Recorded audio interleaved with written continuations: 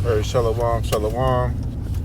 Giving all praises, all glory, and all honor to Yahweh, Bahashem, Yahushai, Bahashem, Rakakwadash. Double honors to the apostles and the elders, a great millstone who rule well. Peace and salutations to all you Akim preaching this truth throughout the four corners of the earth with truth and sincerity in your hearts and for the love of the gospel. All right, I'm the brother Shemariah coming to you with another lesson. Lord willing, this lesson is spiritually edifying through the strength and power of Yahweh, Bahashem, Yahushai. All right, this is going to be a response to the Apostle Kabar's video, Unspotted World-Friendly Israelites, What's the Difference? Now, in the video, that's not the topic of this video, it's just a response to something he said in the video. Now, in this video, in the beginning, at this two-minute mark, he went into the Stoics and the Epicureans. All right, and I encourage you to watch this video. Lord willing, I'll put the link to this video in the description box beneath this video I'm doing now. But he mentioned that the truth is all about affliction. All right, and I was just going to get some scriptures backing that up, you know, because I was thinking in my mind, I was thinking in my mind that it is all about affliction. You know, when we first, and I say we, I mean when Adam and the Adamites, all right, first inherit the kingdom of heaven, which was Eden, the Garden of Eden. We didn't have to work, we didn't have to toil, we had it all made for ourselves, you know. And then Adam sinned, Daddy, charge me up. Then was the end made. I mean, not the end, but then was scriptures can say it better than I can. All right, this is the book of this is an in transit, so forgive me in advance for the pauses and the. All right, this is an in transit. I'm trying to get scriptures and still, you know, drive slow and circumspect. This is the book of 2nd Ezra 7.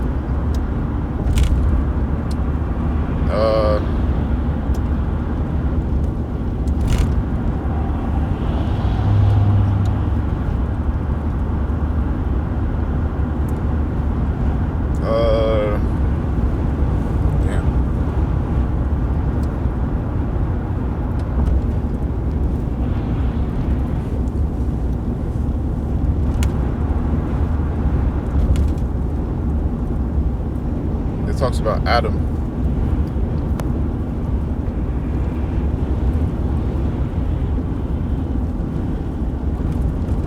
You know what? I can do one better. I know exactly where it's at.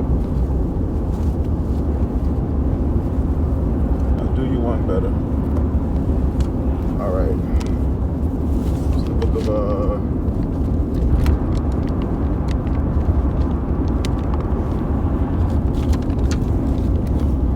2nd Ezra 7 and 18.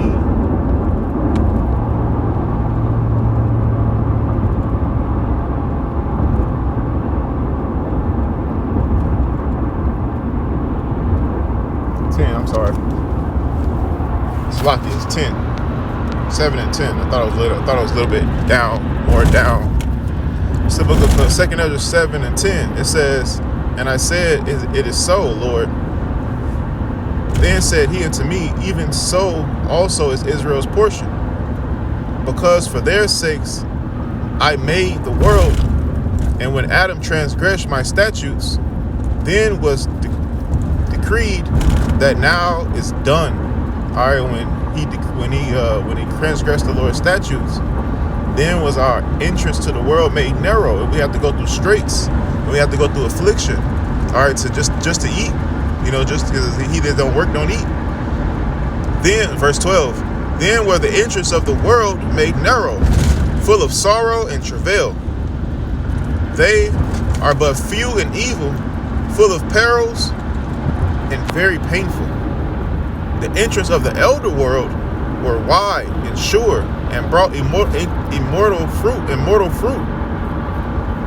If then they that live labor not to enter these straight and vain things, they can never receive those that are laid up for them.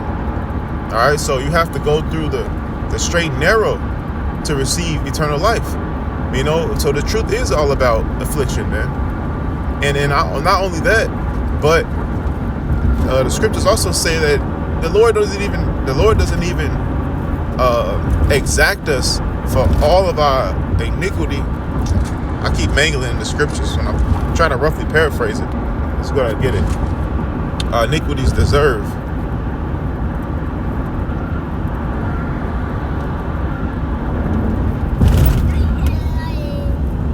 I know it's in Job and then one in Ezra.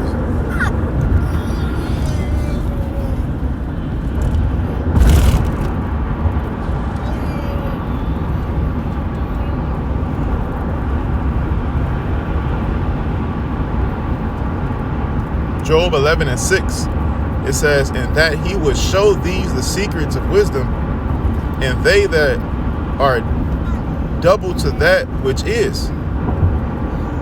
Know therefore that Yahweh exacteth of thee less than thine iniquity deserveth. All right, so the Lord exacteth of us less than our iniquity deserveth. So the things that we're going through, we really deserve more affliction for what we have done to the Lord, for all the sins that we have committed in this life that we're living right now, and then also the lives that we lived in the previous life, because the scriptures speak about reincarnation, suffering for sins after death. Suffering for sins after death. And actually it says that in the same chapter of 2nd Ezra, it says that they thought not that they should have to suffer for sins after death. It's 43. I'm sorry, 56. Back at 2nd Ezra 7 and 56. It says, for a while, turn my airplane mode on so I don't get no calls. For a while,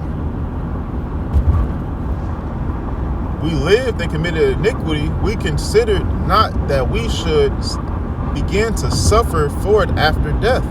See, we got to suffer for the iniquities that we did after we died, because in Exodus it says, after visiting the iniquity of your fathers after the 3rd and 4th generation. So the Lord doesn't even exact us of our iniquities and what we deserve, but but we still have to pay for them. Understand? We still got to pay for what we did. So the truth is all about affliction, but the Lord is gracious and mercy. He's long suffering to us. Understand? So we have to go through trials and tribulation in order to be made perfect with Yahweh Hashem Yahweh Shai. And then after we do that, and we hold his word till death, or until he come back, then we shall receive our prize or our crown, immortality. So I got a couple. I didn't even get to the scriptures that I wrote down, but just a prelude to what Apostle Gabar was saying in his video, that the truth is all about affliction. All right, so Lord looks in this lesson is edifying, but I'm going to go ahead and get the scriptures I got wrote down. So I'm going to start off with Sirach. Start with Ecclesiasticus 2 and 1. It says, my son, if thou come to serve the Lord, prepare thy soul for temptation. Set thy heart aright and constantly endure, and make not haste in time of trouble. All right, constantly endure, man. Constantly endure. And make not haste in time of trouble. Now, mind you, it's not easy. It's easier said than done, to be honest. All right? But with the Lord and with a little faith, all right, faith the size of a grain of mustard seed, you can overcome. It says, set thy heart aright and constantly endure, and make not haste in time of trouble. And that one's important because when you're in trouble, your flesh always wants to be quick about it. It wants to do things in a hurry, do things in a rush, because you're worried, and that's really just out of the flesh. But you have to control this flesh. The scriptures talk about mortifying your members, man. But you have to put this flesh into subjection. Paul said, I put my flesh into subjection. Let's see if we can get that real quick.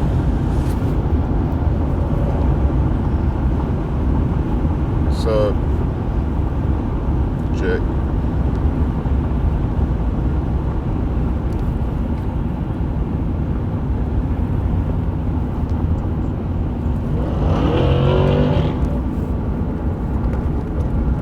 I think it's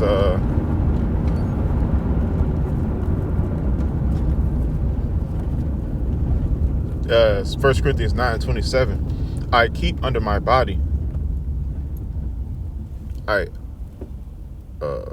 keep under my body, bring it into subjection, lest by any means I ever preach it to others and myself become a castaway. So you have to practice the things you preach, regardless of, what your flesh wants to do. You still have to put this body into subjection. You understand? So you have to put this body into subjection. Have to. Oh, I need gas. Oh, shit. But moving on, man. Moving on, Sirach 2:3. Cleave unto him and depart not away, and thou mayest increase at thy last end. Whatsoever is brought upon thee, take cheerfully. Take it cheerfully, man, because your iniquities are being purged and you're becoming better. And make sure your duties do not diminish, because no matter how much hell you catch, you still got to take care of your responsibilities. Now, all of this may seem hard, man, but through Yahweh Hashem Yahushua, all things are possible. All right?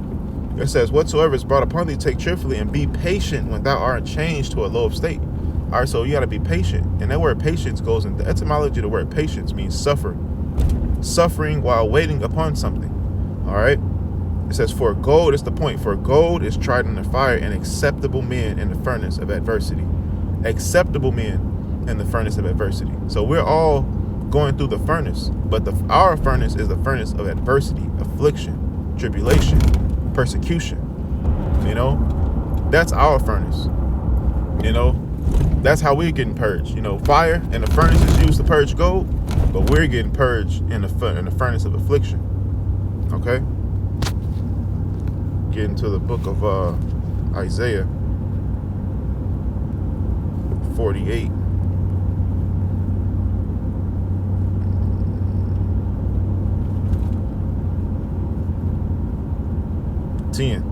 Isaiah 48:10. Behold, I have refined thee, but not with silver. I have chosen thee in the furnace of affliction. See? All right, so going on, it says, ye that fear the Lord, wait for his mercy, and go not aside, lest ye fall. Ye that fear, that was 6. No, I'm sorry, I skipped the verse. Sirach 2:6. Believe in him, and he will help thee. Order thy way aright, and trust in him. Yet it says, ye that fear the Lord, wait for his mercy, and go not aside, lest ye fall. See, you got to be patient. Wait, have faith. All right. So it says, verse 8. Ye that fear the Lord, believe in him, and he will reward thee. And he will reward, and your reward shall not fail. Ye that fear the Lord, hope for good, and for everlasting joy and mercy. Verse 10. So this verse 10 is also a good one. It says, look at the generations of old and see, did ever any trust in the Lord and was consumed? Or confounded, was confounded? Or did any abide in his fear and was forsaken? Or whom did he ever despise that called upon him? And the answer is no one, man. Everybody that called upon Yahweh Hashem Yahushua, when you read all the history and the chronicles, they all, and they served Yahweh Hashem Yahushua, and they repented. The Lord came for all of them, man.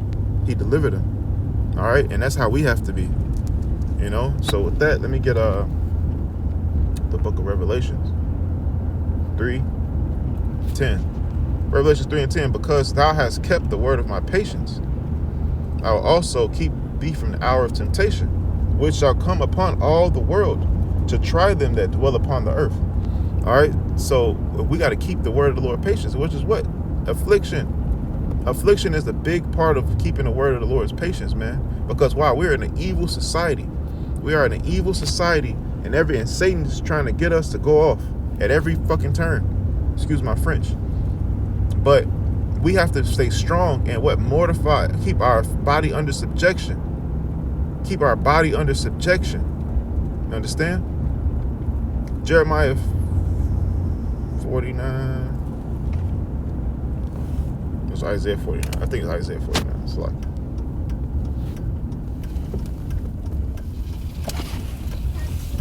Isaiah 49. It's like Isaiah 49:15. It was Jeremiah.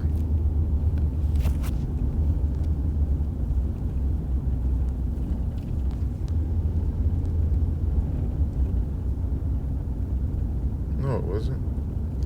I'm looking for a scripture. It says, thou, it's definitely 49. No, it's not 15. Let's see. Is it